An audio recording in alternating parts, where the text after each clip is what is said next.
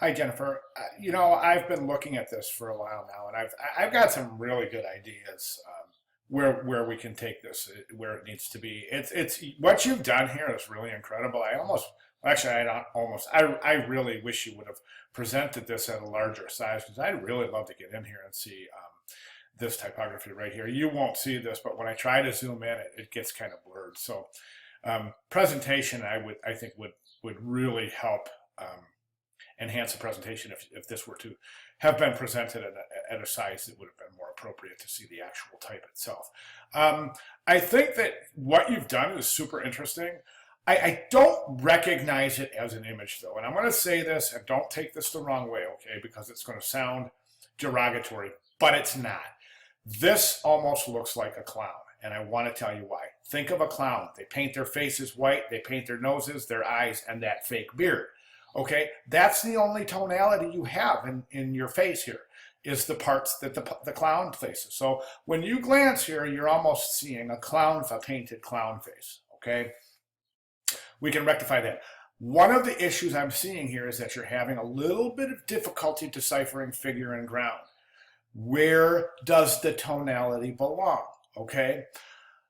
So in your portrait here, you've only got three different shades to work with. You've got this dark gray, you've got this lighter gray, and then you've got this lightest gray.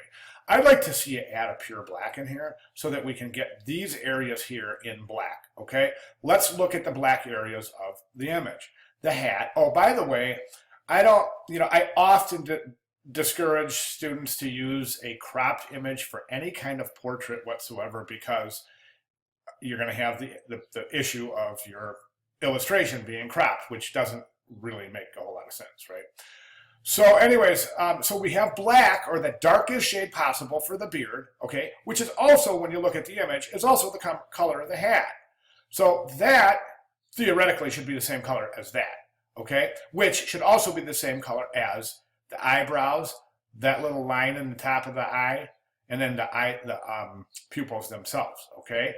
So those should all be black. They're black here, they should be black there, right here under the nose, the beard parts of the mouth, okay, and the hat. Now, the next thing you do is you're reversing this tonality right here in the nose area because this is actually a dark area signifying a shadow. However, there's not a shadow there, so it's kind of distorting Andre's face.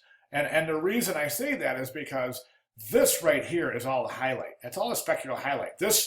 The light source from this portrait right here is coming from in front of the subject, right up here and to the front of this subject, okay, as we can see here and here. However, you've got a shadow here indicating the light source would be coming from over here. So I would like you to duplicate those tones, and also up here, see this right here, this whole area right here that adds all of that volume to the forehead right there. Well, you missed that. So, and then all this area through here that came through the eyes, that different tone, and then comes over here.